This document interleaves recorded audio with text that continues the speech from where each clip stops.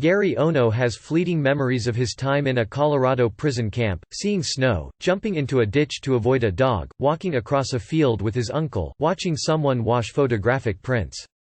Ono, now 80, was just a toddler when his family was imprisoned at the Grenada Relocation Center, one of 10 sites across the country that incarcerated more than 120,000 Japanese Americans during World War II. As an adult, he's visited what remains of the camp, more commonly known as Amachi, many times. During one visit, Ono and a grandson pitched a tent and spent the night at the site of Barrack 6, Block 10E, the cramped building that housed his and other families. If you went out there, like I have several times, it's just empty of everything, except maybe evidence of foundations and things like that, said Ono, who lives in Los Angeles. You don't get a sense of the conditions people had to live under. Today, however, structures are again starting to dot the landscape at Amachi, which had been reduced to dirt, weeds and crumbling building foundations after the war. Amachi is being pieced back together, bit by bit, by a high school teacher and his students who want to make sure this dark period of American history is not forgotten. Students at Grenada High School have spent hours interviewing former internees, gathering and cataloging artifacts, maintaining the grounds, giving presentations and curating a small museum, which this month is moving into a much larger building across the street. Thanks in large part to their work, Amachi is now being considered as a new national park, with federal staffers conducting a special resource study to evaluate the site. Congress will review the findings of that study, which could take up to 3 years, and make the final decision. Amachi opened in the fall of 1942 a mile outside Grenada, Colorado, amid intense racism and anti-Japanese sentiment following the attack on Pearl Harbor. Tens of thousands of Japanese Americans and people of Japanese ancestry were given just a few weeks, sometimes less, to pack their belongings into 2 suitcases, leaving behind their homes, pets, cars, businesses and family heirlooms. In addition to Amachi, they reported to internment camps in California, Arizona, Idaho, Wyoming, Utah and Arkansas. At its peak, Amachi held more than 7,300 internees, who were confined within a single square mile by barbed wire and armed guards. Despite the abysmal conditions and cruel treatment, more than 950 Japanese Americans held at Amachi joined the U.S. military and fought in World War II, including 31 men who died in the war. At the end of the war, the Federal War Assets Administration sold Amex buildings until all that remained were foundations and a dusty street grid. These structures got a second life on farms and in towns across southeastern Colorado and nearby parts of Kansas and Oklahoma. Without buildings or signs explaining the history of the site, Amachi soon became a distant memory. To this day, many Coloradans have never heard of the internment camp. Not only did we wrongfully imprison people who were American citizens, but we also wiped it clean from history, said Taryn Kemp, a recent graduate of Grenada High School who helps with Amachi preservation efforts. Even now, very few people learn about it in history classes. Most of the people I've talked to in Colorado don't know there was a Japanese internment camp here. It really was erased from history almost completely. But high school teacher John Hopper wanted to change all that. Hopper, who grew up in nearby Las Animas, Colorado, came to Grenada to teach social studies in 1989.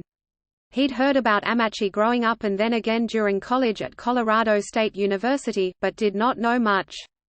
After his first day of teaching, Hopper drove around looking for the site of the forced incarceration camp. He found a board nailed to a tree marking the long-forgotten site and drove home. Several years later, however, the camp was still in the back of his mind. At the time, there were a handful of ambitious students in his U.S. history class and he wanted to give them a meaningful, challenging project to work on. Researching and, later, preserving, Amachi seemed like the perfect fit. Once it was bulldozed over, it was out of sight, out of mind for a lot of people, Hopper said. When we started studying it, these students didn't know anything about it and they lived half a mile away. In the early days, Hopper tasked the students with finding and interviewing former internees to gain first-hand information and stories about Amachi, since few records of the camp existed. The project slowly took on a life of its own, snowballing into an all-out preservation initiative.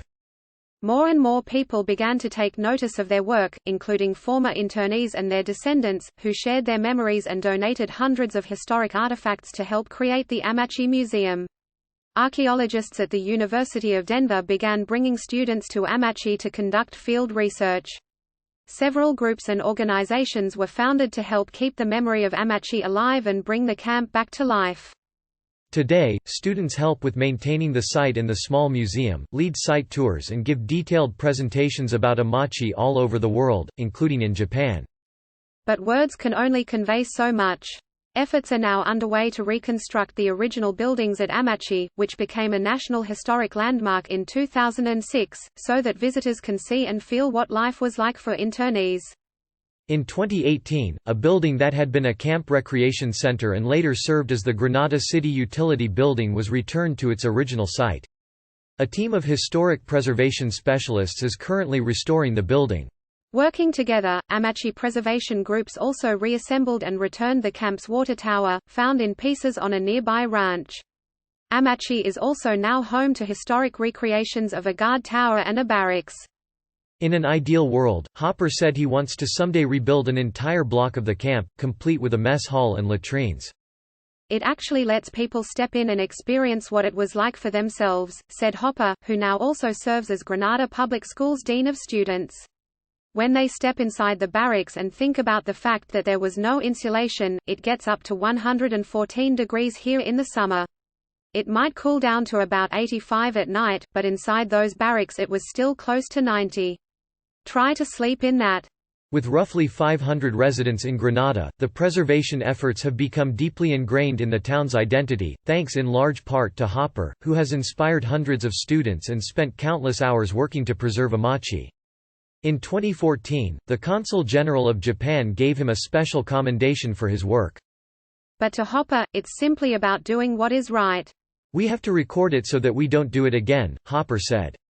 "It was wrong. You don't take American citizens' life, liberty and pursuit of happiness away just because they have Japanese ancestry."